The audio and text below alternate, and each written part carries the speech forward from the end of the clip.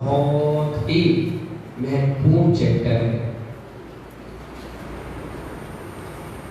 जैन आगम ग्रंथों में ग्रस्तों की प्रारंभिक अवस्था को पूजा, पूजक और पूजा का फल का वर्णन किया। क्या क्या किया है?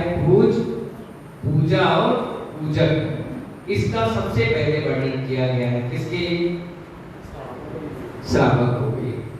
हमारे यहाँ इसका फल का वर्णन भी बहुत शानदार तरीके से आचार्य बताते हैं। 3 चीजें आपके सामने हैं, 2 चीजें, एक परम और एक परम पूज। पांड्या जी, पूज और परम पूज। दीपचंद जी हाथ जोड़कर बताइए, क्या कहा मैंने? पूज। दीपचंद कौन है?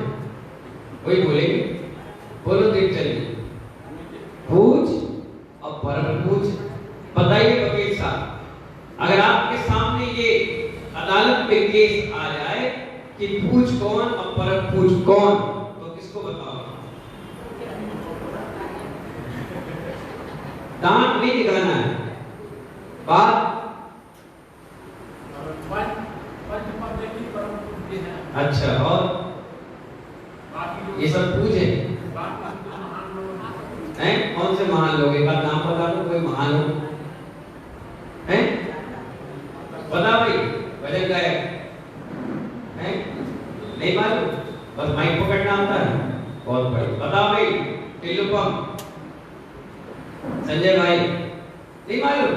बताओ भाई, चांदी के बहुत बड़े कंपनी के मालिक पवन जी। हाँ, क्या बात है, ये बजाने के लिए ताली। हाँ, ऐसे वैसे ही चांदी के व्यापारी बन गए भगवान, पदम प्रभु के आराधक बन गए, नेमिनाथ के आस्थावान बन गए पवन कुमार चांदी वाले। देखिए महानुभाव, जो परम पद पर स्थित हैं, क्या कहा मुन्ना लाल जी शहजादी मंडी? क्या कहा? जो परम पद पर स्थित हैं, क्या क्या अरुण भैया? जो परम पद पर स्थित हैं, उनके साथ हमेशा लिखा जाता है परम पूज। और जो अभी परम पद पर स्थित नहीं है, उनके आगे लिखा जाता है पूज। अब घर में लिखोगे परम पूज पिताश्री, अब लिखोगे पूज आदरणीय, लिखोगे बहुत बड़ा मिथ्या का दोष लगेगा। क्या कहा? नाम क्या तुम्हारा? राहुल भाई। परम पूज ओनली फॉर सिद्ध और अनंत भगवान, और पूज आचार्य उपाध्याय है साधु भगवान। इसके अलावा श्रीमान, आदरणीय, बस। इसके अलावा अगर आपने कोई भी शब्द जोड़ा तो इनका और इनका दोनों का बहुत बड़ा अपमान का दोष लगे। क्या लगे? जिसकी जो ग्रेड है, जिसके जो स्टार है, उसी के अकॉर्डिंग उसका सम्मान लिखा गया है। कल के दिन कोई ब्रह्मचारी आए और मेरे सिंहासन पर बैठ जाए, मेरे बगल में बैठ जाए, तो क्या आप उसको बर्दाश्त कर पाओगे? क्या कहोगे? पागल है, कहां बैठ गए इधर? या कोई बहू सोफा सेट में बैठे और उनके ससुर जमीन में बैठे, तो उसकी सास क्या कहेगी? बिल्कुल भी लाज शर्म नहीं है, ससुर बैठे जमीन में और बैठ के सोफा सेट। अगर बैठना है तो बगल कमरे में चले जाए ना, यहाँ क्यों बैठे? आप भी सोचिए, जिसकी जो ग्रेड है, जिसका जो सम्मान है, जो आदरणीय है, उसको आदरणीय कहा जाता है। जिसे श्री कहा जाता है उसे श्री कहा जाता है। जिसे श्रीमंत, श्री सेठ, अलग अलग कैटेगरी और अलग अलग अवस्थाएं उनके ग्रेड के हिसाब से दी गई। हमारे यहाँ सिर्फ और सिर्फ परम पूज किसे कहा गया है? अनंत और सिद्ध भगवान, परम पूज वीतरागी भगवान, नेमिनाथ भगवान की पूज मुनिराज वैष्णव सागर, पूज मुनिराज विश्राम सागर, पूज आचार्य उपाध्याय साधु को कहा गया है, क्योंकि इनके चरण पूज हैं, इसलिए अपन को पूज कहते हैं। और जो परम पूज है, परम पद पर चले गए, ऊंचाइयों पर विराजमान हो चुके सिद्ध लोग। उन्हें क्या कहते हैं? परम पूज। समझ गए? अब तो कभी किसी को नहीं कहोगे परम पूज, अब कह भी दोगे तो पाप नहीं लगेगा, अबले का भाव होगा। इसलिए अगर फायदा में निकल जाए तो तुरंत क्षमा मांग लेना और अपनी गलती को वकील साहब सुधार। क्या बोलोगे? पूज उपाध्याय, पूज आचार्य, पूज मुनिवर, ये बहुत अच्छे शब्द हैं, विनय के उद्घोष करते हैं। और परम पूज भगवान महावीर स्वामी। और आपने क्या किया? पिताजी हो, माताजी हो, भाई जी हो, यहाँ तक कि कोई नेता भी है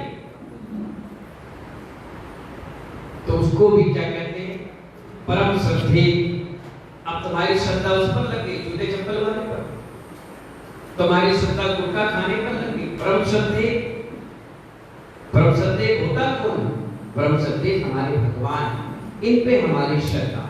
इसलिए आचार्य कहते हैं बड़े बड़े विद्वानों से पूछा गया, बड़े बड़े साधुओं से पूछा गया कि परम पूज कौन और पूज कौन, तो सबने एक ही बात बोली, जो परम पद पर स्थित पारस भैया वो कौन?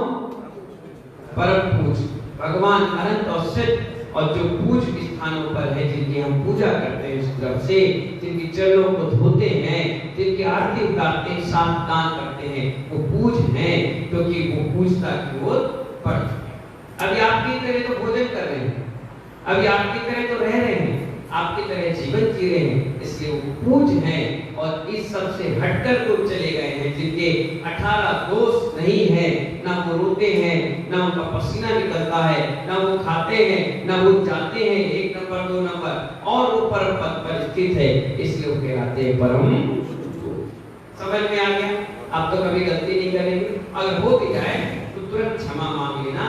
हमारे भगवान किसी को श्राप नहीं देते, हमारे भगवान किसी पर गुस्सा नहीं होते, हमारे भगवान किसी को बद्दुआएं नहीं देते। अरे भगवान की बात छोड़ो, ये निर्गत साधु भी नहीं कहते कि तुम बर्बाद हो जाओगे। और फायदा भी हो गया तो अगर वो हो गया तो क्या सोचेगा? इन साधु ने मुझे, जोर से बोलो, अब सब तो बोले, इन साधु के वचन मुझे लग गए, इन साधु ने मुझसे ऐसा कह दिया, इस कारण मेरा घर परिवार दुकान व्यापार बर्बाद हो गया और मर गया वचन।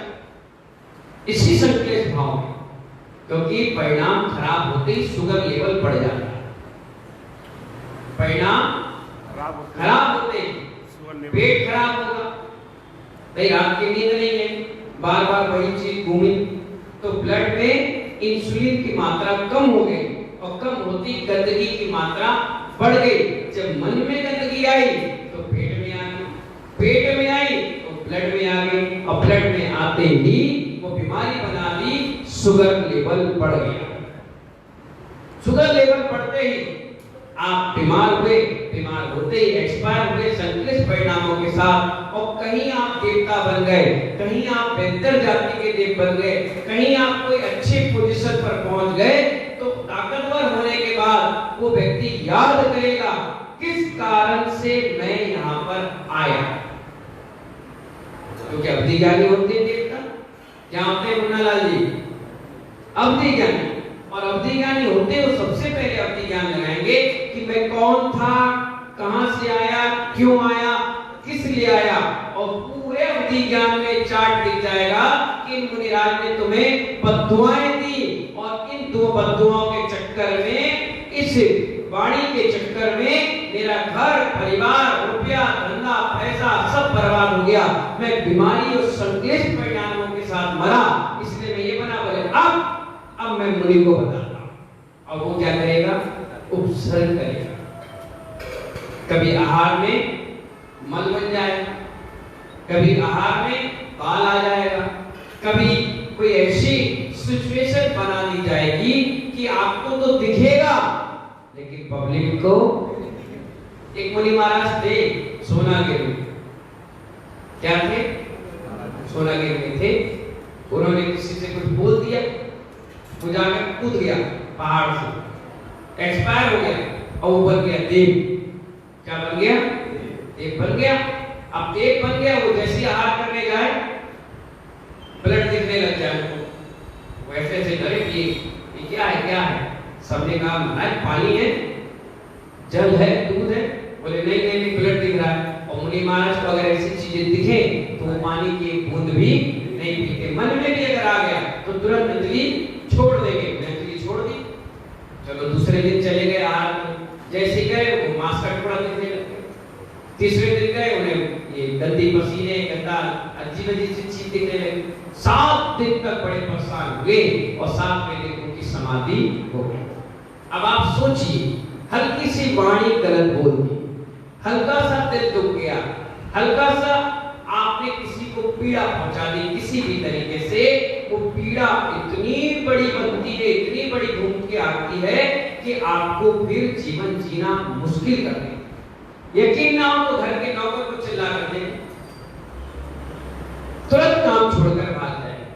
अगर मजबूरी होगी तो डटा रहेगा, वक्त का इंतजार करेगा कि वक्त जिस दिन आएगा उस दिन तुम्हें पटक के दे देगा। आप यकीन नहीं करो तो कभी छोटे लोग होते हैं, जब कभी वो छोटे हिसाब किताब में रह रहे हैं और आप उनसे कुछ कह दो और वो कल के दिन पार्षद बन जाए, कल के दिन विधायक बन जाए, कल के दिन सांसद बन जाए, और तुम उसके द्वार पर जाओ किसी काम को लेकर, तो चेहरा देख के उसे वो सब बातें याद आएंगी जो तुमने उसके साथ घटनाएं की है, और वो बदले के रूप में पूरी की पूरी चीजों का बदला लेता जाएगा। इसलिए आचार्य भगवान यहाँ बता रहे हैं आपको कि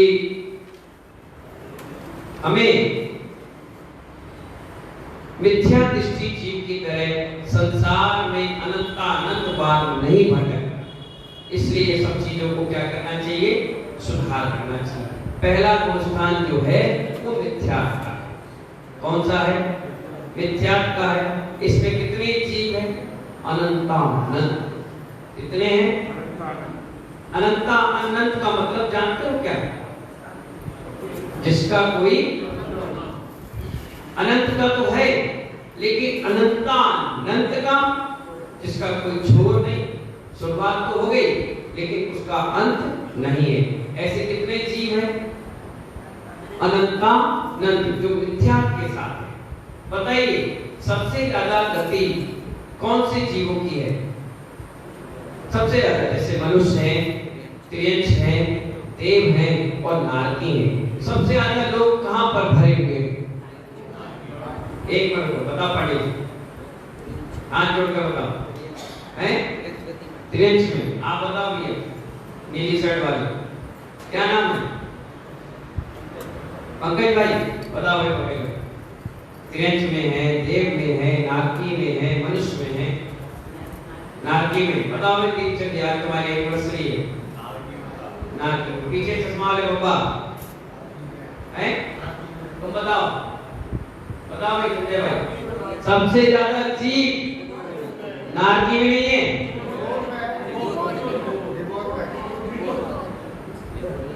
देख लो पवन जी, पहली बार तुम्हारी तुक्का लग गया, हर बार नहीं लगेगा। सबसे ज्यादा जीव नारकी में नहीं है, निगोर में नहीं है, स्वर्ग में नहीं है, मनुष्य में नहीं है। सबसे ज्यादा जीव त्रियंश में है। कितने? पता नहीं कितने, बड़े बड़े ठसा हर जगह। कौन है? त्रियंश। कितने हैं? पता ही नहीं, जबरदस्त भरे हुए। नरक में भी इतने लाख ही रहेंगे, 20 लाख बिल है उसमें इतने ही रहेंगे, उससे ज्यादा नहीं। 25 लाख बिल है, इतने ही रहेंगे, इससे ज्यादा नहीं। इतनी सागर पर्यंत। स्वर्ग में भी सिस्टम है और मनुष्य में कोई सिस्टम नहीं है, और त्रियंश में कोई सिस्टम नहीं। इसमें ना जाने कितने जन्म लेते हैं और ना जाने कितने मरते हैं। और इसलिए आचार्य कहते हैं त्रियंश जो गति है इसमें सबसे ज्यादा जीव है। इसलिए है क्योंकि आप सब लोग मायाचारी, खूब मायाचारी करते हैं और हम ही लोग मर करके वहां बनते हैं। तो पहला स्थान है मिथ्या दृष्टि जीव का। कितने जीव है उसमें? अनंत। पहला स्थान। कौन सा गुण स्थान? पहला गुण स्थान, इसका कोई अंत नहीं। दूसरा है सासादन, जोर से बोलो, हाथ जोड़कर बोलो, बोलो सासादन। इसमें कितने हैं? इनके 52 करोड़ जीव। दूसरे गुण स्थान, कितने गुण स्थान हैं? ये फिक्स है, एक अगर एक्सपायर हुआ तो दूसरा तुरंत आ जाएगा, वो गद्दी खाली नहीं होती। इसलिए पहले गुण स्थान में अनंत जीव है। देखिए अपन उपाध्याय हैं, बिना आगम के अनुरूप बात करते नहीं है, इसलिए पुस्तक रख के बात करते हैं कि कोई हमारी बात ऐसी ना निकल जाए जो तुम ताबीज बनाकर पहनना चालू करो। अगर मैंने कह दिया कि भैया छत्र ऐसे घुमाना चाहिए और एक बार आपने क्या कर लिया, ऐसे हाथ घुमा लिया, तो किसी ने कहा ऐसे हाथ घुमाने से क्या होगा? उन्होंने कहा छत्र के रूप में काम, ये चमर के रूप में काम हो जाएगा। लेकिन कहीं भी किसी शास्त्र में ये नहीं लिखा है कि हाथ घुमाने से चमर का पुण्य मिल जाएगा।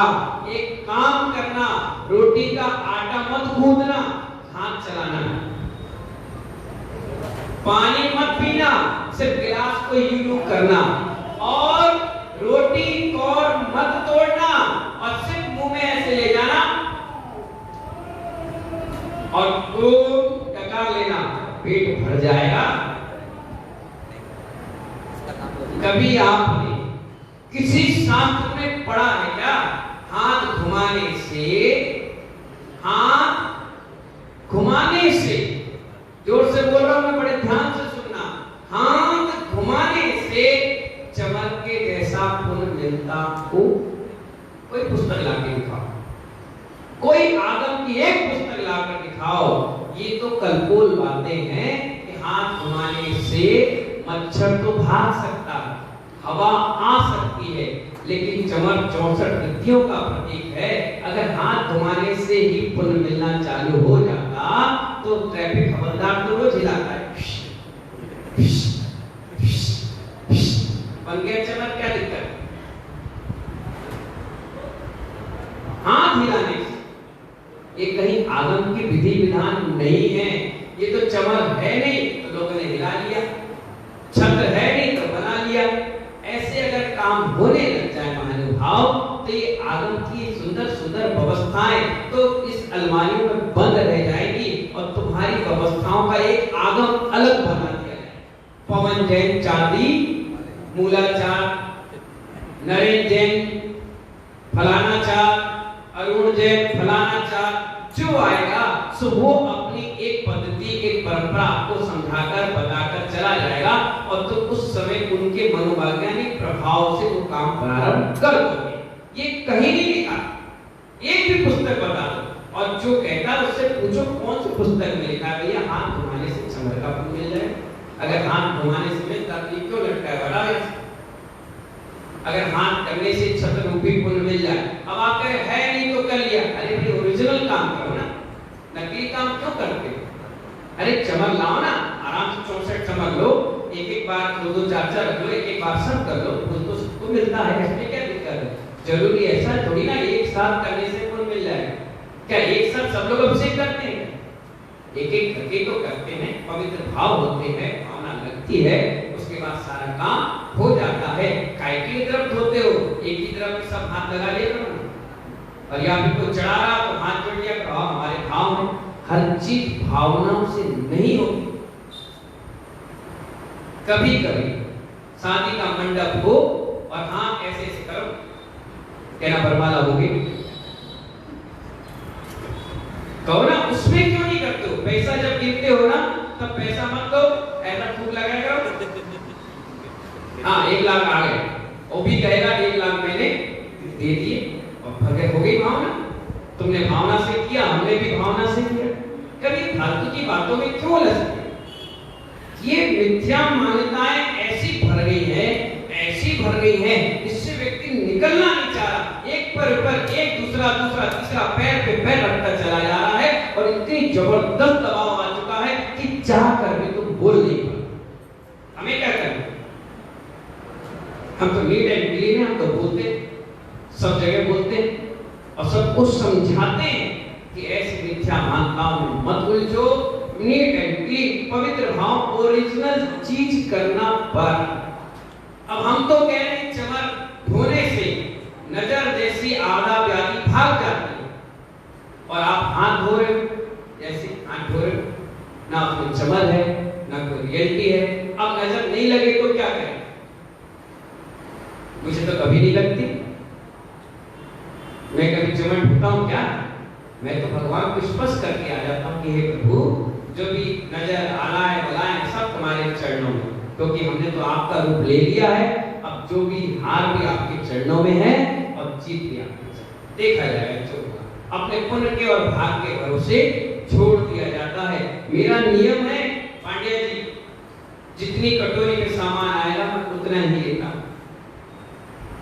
कितना? एक ने मुझसे प्रश्न पूछा, अरे दोबारा ले आए? मैंने कहा नहीं, जितना मेरे भाग में होगा उतना कटोरी में आएगा, उतना ही आहार लेकर मैं आया। एक बार एक महिला ने इतने से चावल दिखाए, क्या दिखाया, और वही देने लग गई, और मैं 2 चम्मच ले पाया, तीसरी चम्मच उसमें मैंने छोड़ दिया। उसने कहा अभी और ले आते हैं। मैंने कहा नहीं, मेरा नियम है इतना ही लेता हूं।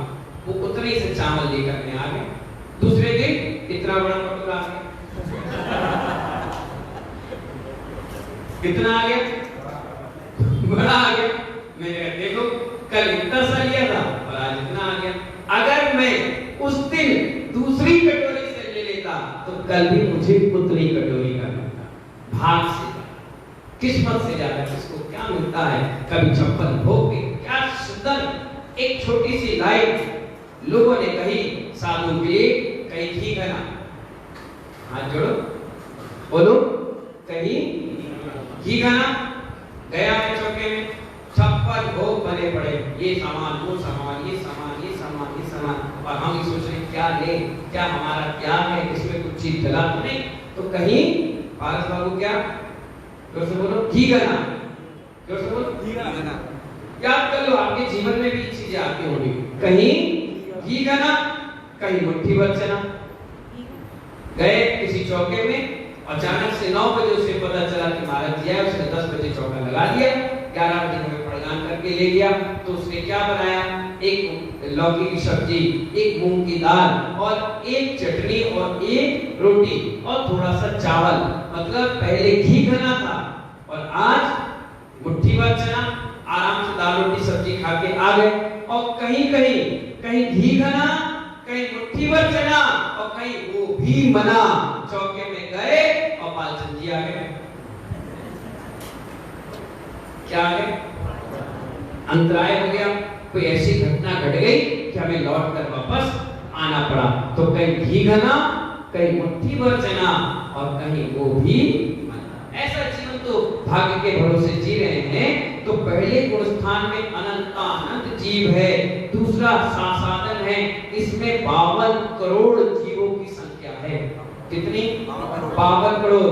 धवला जी ग्रंथ में इसका बहुत सुंदर वर्णन दिया गया है, 14 के 14 गुण स्थान का वर्णन।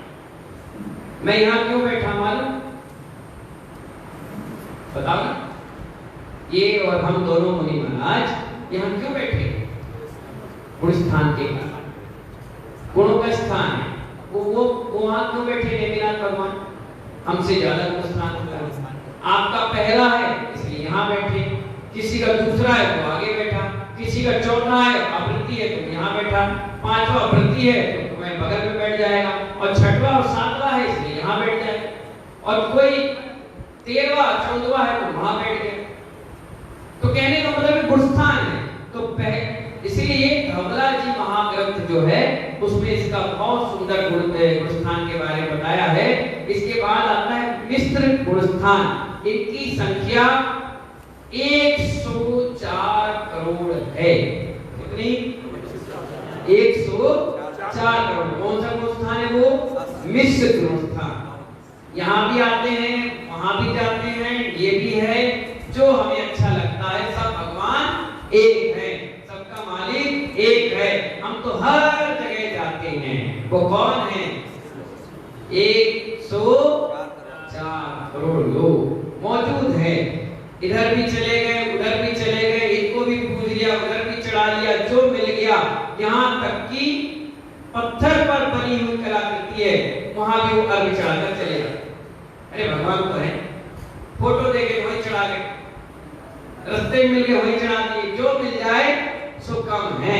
तो ऐसे कौन होते हैं? इष्ट गुरुस्थान वाले होते हैं। और विश्व गुरुस्थान के बाद महानुभाव चौथे गुरुस्थान वालों की संख्या है 700 करोड़। कितनी? 700 करोड़, मतलब 2.5 दिन की बात है। और छठवें और 7वें गुरुस्थान वाले कौन है? हम लोग बैठे हैं। तो यहाँ से 6वें से लेकर के 14वें गुरुस्थान तक 3 कम 9 करोड़ मुनिराज। आप कहते हो ना 3 कम 9 करोड़ मुनिराज कौन है? ये कम नहीं होती संख्या, ये बढ़ती नहीं है संख्या। एक गया और दूसरा बना। आप देखिए 4 समाधि होती, 4 दीक्षाएं तुरंत। ऐसा सहयोग है मनोज जी पूरा वालों कि एक ने पूरा ले गया तो दूसरा पूरा तैयार। एक खांचा हटा, दूसरा खांचा तैयार। एक व्यक्ति पुजारी हटा, वो सोच रहा है मेरे बगैर पूजा नहीं, वो हटा तो तैयार नहीं। मैं प्रवचन छोड़ूंगा, दूसरा तैयार बैठा, बोले ला भाई हम तो तैयार बैठे।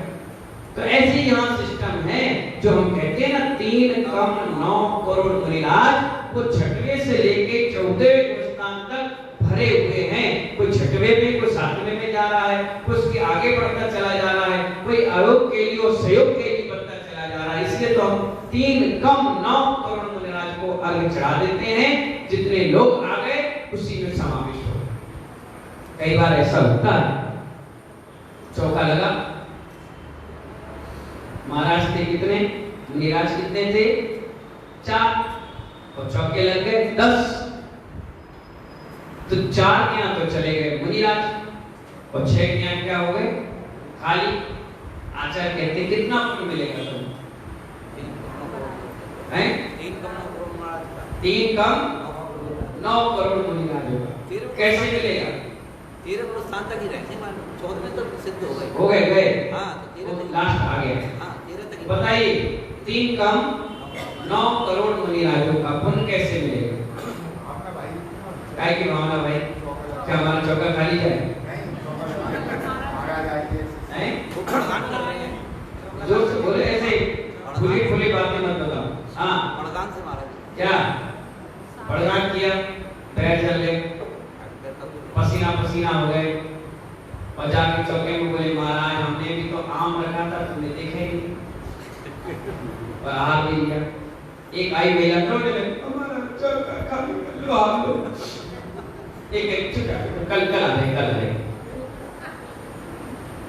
दूसरी कह मैं तो मालूम था उसी के आ जाएंगे, लो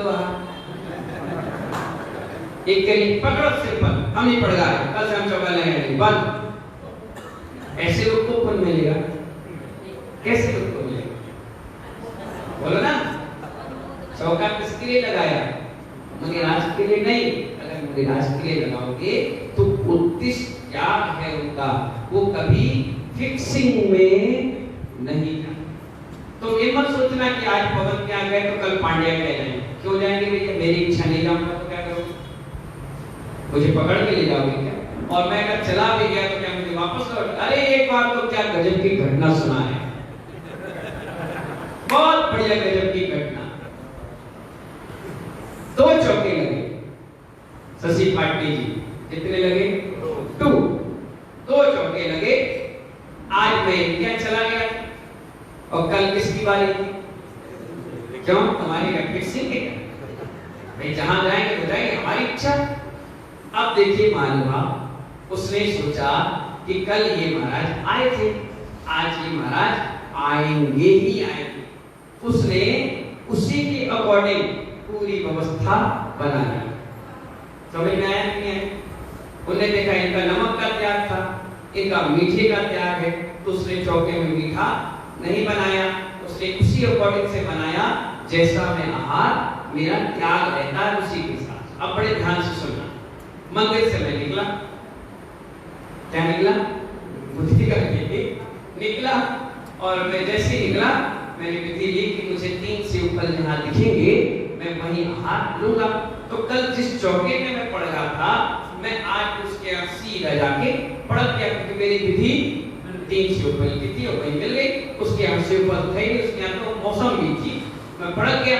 अब जैसे पड़गा, अब देखो क्लाइमेक्स इस पिक्चर का। अब आप देखिए आनंद कितना आएगा आपको। जैसे मैं पड़गा उसका चेहरा उतर गया और मुंह उतर गया।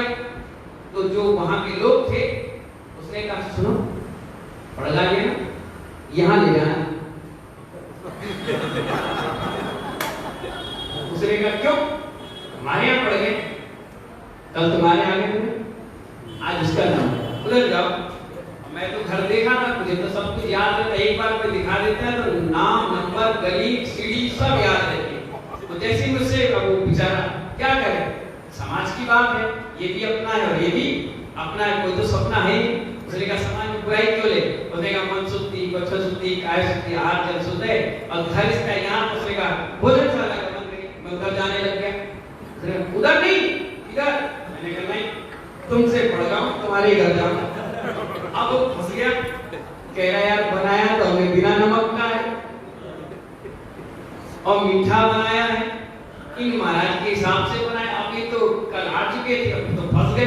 मैंने नहीं, मैं तो वो कह रहा है महाराज जी हमारे चलो, हमारे चलो, मैं तुम्हारे पैर पड़े महाराज। महाराज महाराज क्या विधि की, बोले शिवफल, बोले ले हमने ले लिया, हमने ले लिया। मैं बहुत देर तक हंसता रहा, लेकिन मैं फिर उसी चौके में गया जिस व्यक्ति ने मुझे पढ़ाया था। जब आहार हो गया मैंने कहा कभी भी साधुओं की फिक्सिंग मत कर। मैच फिक्सिंग चल जाएगा, तीर्थंकर का जन्म भी फिक्स हो जाएगा, उनका मोक्ष भी फिक्स हो जाएगा, लेकिन निर्गंध साधुओं का चौका कभी फिक्स नहीं होगा।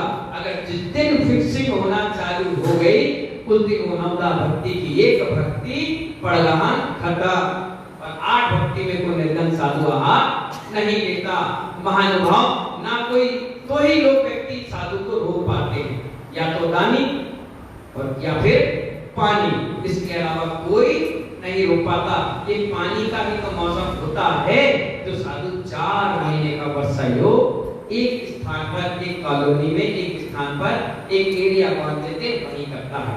इसलिए महानुभाव जब चौका लगता है तो 3 कम 9 करोड़ मुनिराज का पुण्य उसे लगता है जो ये कहे कि ये जो भोजन बना है रोज तो मैं बनाता हूँ, लेकिन आज शुद्ध बनाया है और इस निमित्त से बनाया है कि कोई साधु आ जाए तो ठीक, नहीं तो मैं अपने घर में भोजन करूँ। और इतना कह के वो पड़गान में आ जाए और पड़गान करे जगदीश प्रसाद जी, और अचानक से हम जाकर तुमसे पड़ जाएं तो कहना आओ भाग इस अन्न का, जो ये अन्न की रोटी बनी हुई है जो निर्गत साधु के अगले में पहुंच जाएगा।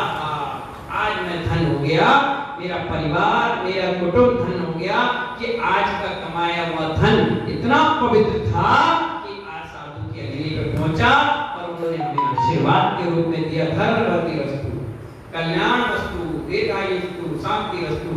कितना बढ़िया मालूम है। अब तुम लोग क्या करते हो, पहले से फिक्स कर लिए तो माइंड आपका ग्रेड हो चुका है कि यही आएंगे, यही लेंगे, इसी से लेंगे, ऐसा ही लेंगे, इसीलिए आपको पुण्य 10% कितना, निर्गंध साधु का आहार की कीमत जानते हो कितनी बड़ी है।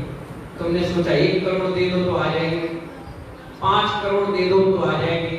करोड़ों देने से साधु की कोई कीमत नहीं आ सकता। महानुभाव शास्त्र में इतना बड़ा उल्लेख निकला है कि निर्गंध साधु जंगल से आया और आंगन में जाकर पड़गा और पड़ते ही आहार हुआ और आहार में इतनी विशुद्धि हुई, इतनी विशुद्धि हुई कि उस घर के 2 लोगों ने दीक्षा ले ली। एक व्यक्ति निर्गंध बन गया, यहाँ तक कि श्रावक के व्रत अंगीकार करके अपने आप को धनवान समझा।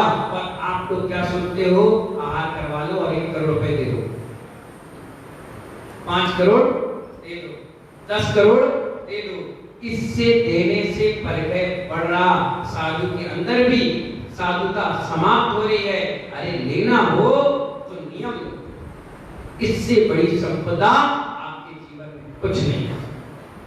जैसे आदमी साधु का आहार हो उस समय कहो, आहार के बाद कि महाराज श्री आपका आज आहार क्या, आज से मैं 1 हफ्ते रात्रि में नहीं खाऊंगा। आज आपका आहार हुआ, गर्मी का समय में 1 महीने अभिषेक करूंगा। आज आपका आहार हुआ तो आज से मैं 1 हफ्ते तक ब्रह्मचर्य का पालन करूंगा। इसमें कोई पैसे नहीं लगेंगे। आज आपका आहार हुआ तो मैं अब से मंदिर नहीं जाता था, अब रोज मंदिर जाऊंगा। त्यागी तपस्वियों की तरह जब आपके कदम बढ़ेंगे तो परम विशुद्धि को आप प्राप्त करेंगे। और अगर पैसे से तोलोगे कि आज 1 लाख रुपए की मैंने बोली ली है, आज तो साधु मेरे घर पे आएगा, तो महानुभाव ना तो साधु को साधुता की व्यवस्था हो पाएगी और ना आप श्रावक बना प्राप्त कर पाओगे। बस पैसे का ही आदान प्रदान और व्यवहार चलेगा, इसमें कोई भी भक्ति और भावना रहेगी। अब जो जिसने 1 करोड़ 2 करोड़ 5 करोड़ देकर के आहार की व्यवस्था बनाई है, अब वो अपने मनमानी तरीके से आहार देगा। अगर वायदा में छू भी जाएगा, बड़े ध्यान से सुनना, अगर भीड़ में किसी ने छू भी लिया तो कहेगा यार 1 करोड़ का नुकसान हो जाएगा, वो पानी डालेगा और आ जाएगा। अंदर से मान कसाई होगी, अंदर से लोलुपता होगी, पैसे की लोभ कसाई होगी, और ऐसी भावना से जब वो आहार देता है तो साधु के अंदर भी परिणामों में बहुत बड़ी विकृति पैदा होती है। ये आगम कह रहा, मैं नहीं कह रहा, जैसा खाओ अन्न। और उसकी भाषा समिति में भी यही शब्द निकलेंगे, आज 1 करोड़ इसने दान किया, आज 5 करोड़ इसने दान किया, ये बड़ा सेठ आ गया, ये गन्ना सेठ आ गया। उसकी भाषा समिति समझ जाना कि आज मैंने पैसे वालों के आहार किया है, इसलिए भाषा ऐसी निकल रही है। और जो स्वाध्याय प्रेमी होगा, त्यागी होगा, जब उसके घर पे आहार करेगा तो आगम के तुष्मास भिन्नम की शब्दावली से तुम्हें पिरोगे भगवान बनने का रास्ता बनाए। इसलिए मैंने कहा परम पूज कौन होता है और पूज कौन होता है। समय आपका हो गया है ओवर, 15 मिनट ओवर। समय मिला तो हम सब फिर मिलेंगे, धूप का समय है, और चीजें सुनेंगे आगम की उपाध्याय परमेश्वरी से कैसे कैसे जीवन जिया जाता है। 3 कम 9 करोड़ निराश का फल तभी मिलेगा जब आप बड़े पवित्र भावों से चौके लगाकर अपने लिए बनाइए, उसमें साधु खाकर चलिए। ऐसी मंगल भावना के साथ बोले नेमिनाथ भगवान की।